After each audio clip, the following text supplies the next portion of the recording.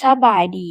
เพื่อนมื้อนี้นกน้อยมีนิทานเรื่องราวจะมาเล่าให้ฟังเป็นเรื่องราวระหว่างสองราชาที่เป็นเจ้าป่าส่วนเรื่องราวจะเป็นแนวใดนั้นเราไปรับฟังนำกันกาลครั้งหนึ่งในป่าที่ห่างไกลมีเสือฝูงหนึ่งอาศัยอยู่ในป่าลึกและมีพญาเสือโคร่งที่มีชื่อว่าพญาทองคำราช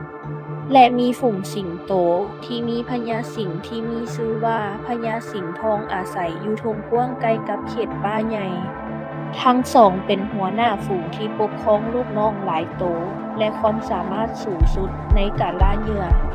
มื้อหนึ่งพญาทองคำราชและพญาสิงห์ได้มาเจอกันอยู่ทางที่หนึ่งในเขตติดกันระหว่างป่าและทุ่งกว้างทั้งสองได้สังเกตกันและกันด้วยความคัดข้องใจพญาทองคำราชเว้าขึ้นว่าพญาสิงห์เป็นหยังเจ้าจึงมาหากินในเขตของข้อย พญาสิงห์เลยตอบว่าข้อยยังบ่ทันได้ลุกล้ำเข้าไปยังเขตของเจ้าเลยเป็นหยังเจ้าจึงกล่าวหาข้อยแบบนั้นพญาเสือบ่พร้อมสิในคำเว้าของพญาสิงห์เลยเว้าว่าเฮามาทดสอบความสามารถของพวกเฮากันเบิ่งเด้อถ้าผู้ใดแพ้แม่นต้องได้เสียดินแดนพญาสิงห์เลยตอบกลับด้วยความมั่นใจว่าได้ทองคำ เฮามาต่อสู้กันข้อยจะเบิ่งว่าไผจะเป็นผู้ชนะมื้ออื่นเฮามารวมตัวกันอยู่ลานกว้างนอกเขตป่าสนามประลองจะจัดขึ้นที่นั่นพญาเสือตกลงเห็นดีทั้งสองจึงแยกย้ายกันไปเคียงโต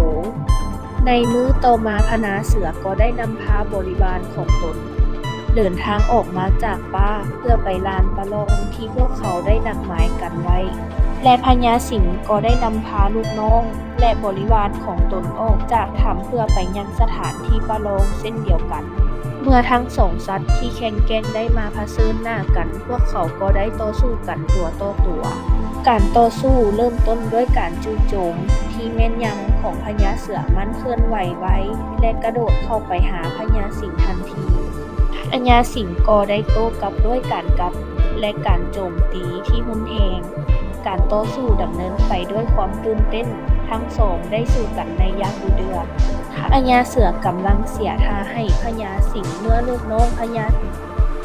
เห็นแบบนั้นจึงพากันเข้าไปช่วยพญาเสือ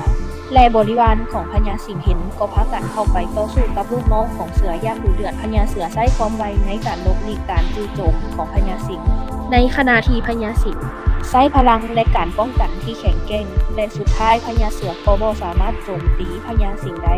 แต่พวกเสือบ่อาจจะสู้พละกำลังของสิงห์ได้เลยเพราะพญาสิงห์มีความแข็งแกร่งกว่าพญาเสือล้มลงด้วยกรงเล็บของพญาสิงห์และพระบาสิงห์กำลังจะใช้กรงเล็บเพื่อสังหารพญาเสือแต่เขาก็บ่ได้ฆ่าพญาเสือเพราะเขารู้ดีว่า